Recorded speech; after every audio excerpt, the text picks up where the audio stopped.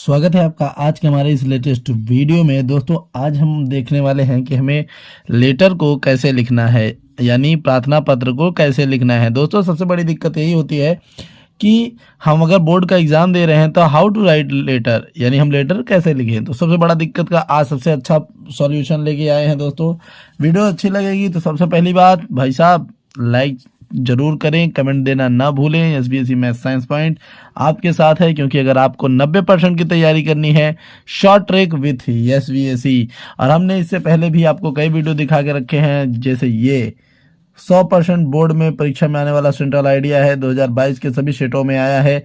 Description box में link है, जाके वहां से देखिए। दोस्तों अब बात कर लेते हैं इनको साइड में करके कि कैसे हम अपना लिखें कि हमें आसानी से पूरा का पूरा बात समझ में आए कि हमें अपना लेटर कैसे लिखना है। तो सबसे पहले आप लेटर लिखते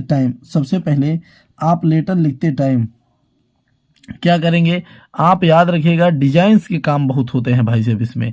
तो आप जैसे मान लेते हैं कि आपने शुरू किया, आप अगर किसी मैनेजर को मान लेते हैं कि आप दे रहे हैं बैंक मैनेजर को दे रहे हैं अपना अकाउंट अनहोल्ड कराने के लिए। मान लिया आपने अपने बैंक मैनेजर को अकाउंट अनहोल्ड कराने के लिए आप जो है एक एप्लीकेशन लिख रहे हैं, तो याद रखिएगा आप उसके लिए क्या करेंगे, सेम वही वर्क होगा। तो आप लिखेंगे टू दी बैंक मैनेजर, ठीक, आप लिख देंगे टू दी बैंक मैनेजर। अब आपने इस तरीके से टू दी बैंक मैनेजर लिख दिया। अब मान लेते हैं आपका शाखा बड़ौदा यूपी ग्रामीण बैंक में है, मान लेते हैं आपका यूपी ग्रामीण बैंक में है, तो इस तरीके से आपने लिख दिया कि बड़ौदा यूपी ग्रामीण बैंक।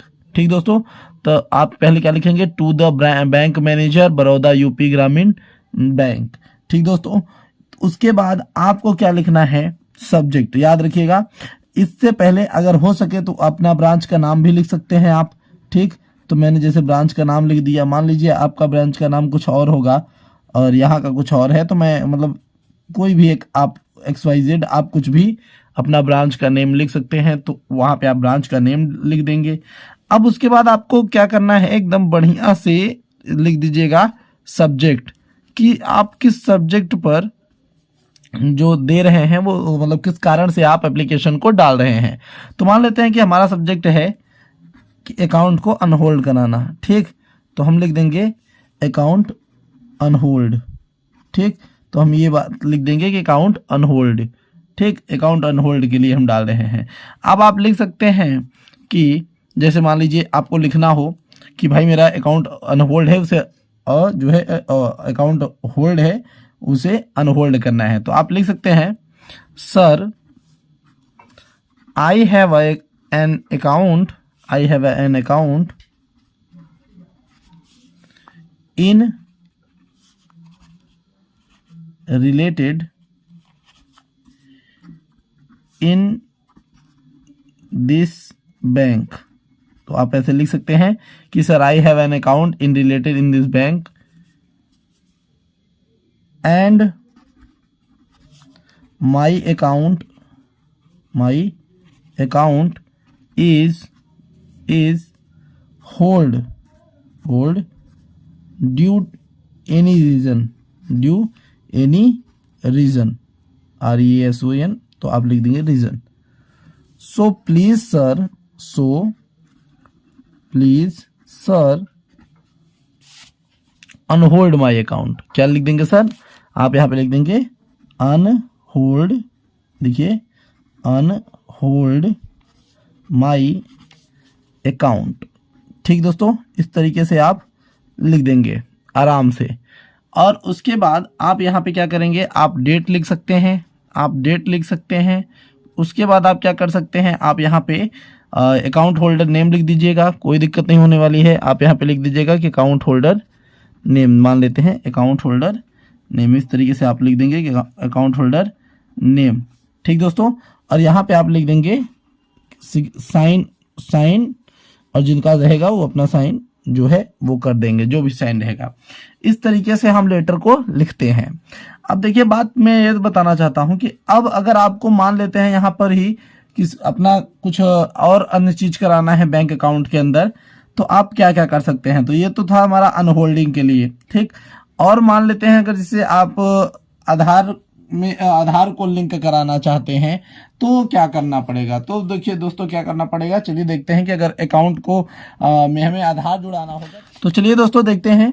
तो आप वही प्रक्रिया लीजिए, आप लिखेंगे देखिए to the bank manager, to the bank manager. और अब मान लेते हैं आप स्टेट बैंक ऑफ इंडिया के लिए दे रहे हैं तो आप लिख लीजिए स्टेट बैंक ऑफ इंडिया। इस तरीके से आपने लिख दिया। जो आपका ब्रांच होगा, जिस भी ब्रांच के बारे में आप लिखना चाहते हैं वो ब्रांच का नाम एड्रेस लिख दीजिए। फिर यहाँ पे लिखिए sir I have a account, वही पुराना dialogue, sir I have a account in related in this bank, in this bank, ठीक। इस तरीके से in this bank and I want my Aadhaar link with my bank account. इस तरीके से bank account. So please sir link, इस तरीके से link my Aadhaar with my bank account, with my bank account. इस तरीके से आप लिख के नंबर को प्राप्त कर सकते हैं। तो इस तरीके से फिर आपको वही लिखना पड़ेगा। आप डेट लिख दीजिए एंड अकाउंट होल्डर नेम लिख दीजिए, फिर आपको यहाँ पे साइन करके दे देना होता है। तो ये आपका जो है 10-10 नंबर, 5-5 नंबर जिसमें आ रहा है, बस आपको इतना लिखना है और आपका काम बन जाएगा मेरे दोस्तों। तो याद रखिएगा कि बैंक का कभी भी कुछ भी आता है तो आपको इसी तरीके से करना है। अब मान लेते हैं कि कभी अगर आपका और कुछ आ जाए तो याद रखिएगा आपकी प्रक्रिया सेम यही होती है। आप सब्जेक्ट लिखिए तो उससे आपका जो है बहुत अच्छा हो जाता है। तो आप एक यहाँ पे सब्जेक्ट भी लिख सकते थे कि लिंकिंग आधार इन बैंक अकाउंट। आप ये भी लिख सकते थे, कोई दिक्कत नहीं है। अगर आपने नहीं लिखा है तो आप इसे भी लिख सकते थे, ठीक दोस्तों।